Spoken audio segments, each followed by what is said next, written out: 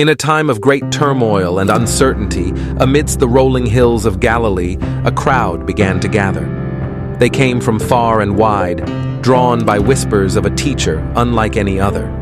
His name was Jesus of Nazareth, whose words would echo through the ages.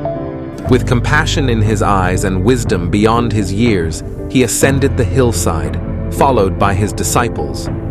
As the sun cast its golden rays upon them, Jesus began to speak, his voice carrying like a gentle breeze through the gathering. And so, on that fateful day, atop the mount overlooking the Sea of Galilee, began the most profound sermon ever preached, the Sermon on the Mount. Blessed are the poor in spirit, for theirs is the kingdom of heaven. Blessed are those who mourn, for they shall be comforted. Blessed are the meek, for they shall inherit the earth. Blessed are those who hunger and thirst for righteousness, for they shall be filled. Blessed are the merciful, for they shall obtain mercy. Blessed are the pure in heart, for they shall see God. Blessed are the peacemakers, for they shall be called sons of God. Blessed are those who are persecuted for righteousness' sake, for theirs is the kingdom of heaven. Blessed are you when they revile and persecute you, and say all kinds of evil against you falsely for my sake. Rejoice and be exceedingly glad, for great is your reward in heaven. For so they persecuted the prophets who were before you. You are the salt of the earth. But if the salt loses its flavor, how shall it be seasoned? It is then good for nothing, but to be thrown out and trampled underfoot by men. You are the light of the world. A city that is set on a hill cannot be hidden, nor do they light a lamp and put it under a basket, but on a lampstand, and it gives light to all who are in the house.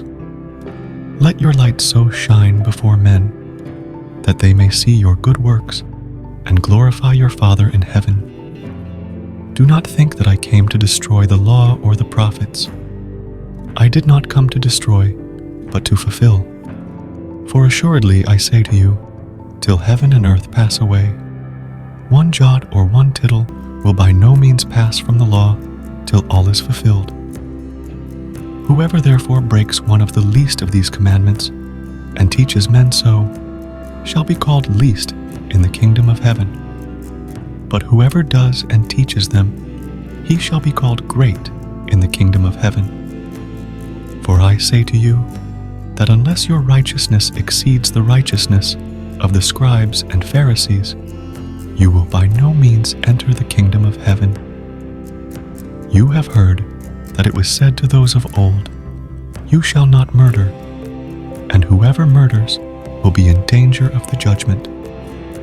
But I say to you that whoever is angry with his brother without a cause shall be in danger of the judgment. And whoever says to his brother, Raca, shall be in danger of the council. But whoever says, you fool, shall be in danger of hell fire. Therefore, if you bring your gift to the altar, and there remember that your brother has something against you, leave your gift there before the altar, and go your way. First be reconciled to your brother, and then come and offer your gift. Agree with your adversary quickly while you are on the way with him, lest your adversary deliver you to the judge hand you over to the officer, and you be thrown into prison. Assuredly, I say to you, you will by no means get out of there till you have paid the last penny. You have heard that it was said to those of old, you shall not commit adultery. But I say to you that whoever looks at a woman to lust for her has already committed adultery with her in his heart. If your right eye causes you to sin, pluck it out and cast it from you. For it is more profitable for you that one of your members perish than for your whole body to be cast into hell. And if your right hand causes you to sin, cut it off and cast it from you. For it is more profitable for you that one of your members perish than for your whole body to be cast into hell. Furthermore, it has been said, Whoever divorces his wife, let him give her a certificate of divorce. But I say to you that whoever divorces his wife for any reason except sexual immorality causes her to commit adultery. And whoever marries a woman who is divorced commits adultery. Again, you have heard that it was said to those of old, "You shall not swear falsely, but shall perform your oaths to the Lord."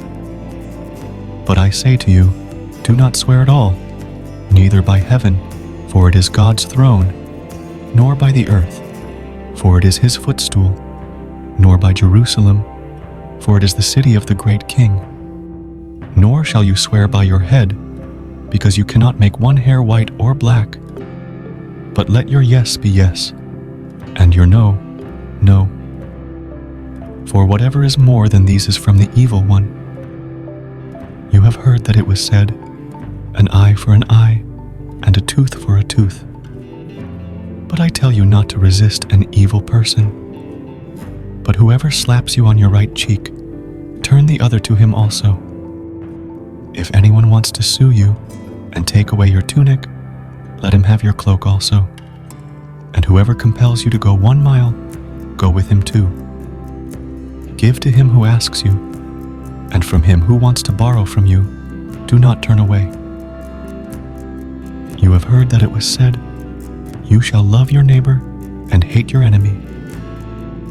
But I say to you, love your enemies, bless those who curse you, do good to those who hate you, and pray for those who spitefully use you and persecute you, that you may be sons of your Father in heaven. For he makes his sun rise on the evil and on the good, and sends rain on the just and on the unjust. For if you love those who love you, what reward have you? Do not even the tax collectors do the same? And if you greet your brethren only, what do you do more than others? Do not even the tax collectors do so? Therefore you shall be perfect, just as your Father in heaven is perfect. And so those gathered there witnessed history in the making, as Jesus imparted a lesson of love, humility, and righteousness that still resonates to this day. Thanks for watching. Please subscribe, like, and share.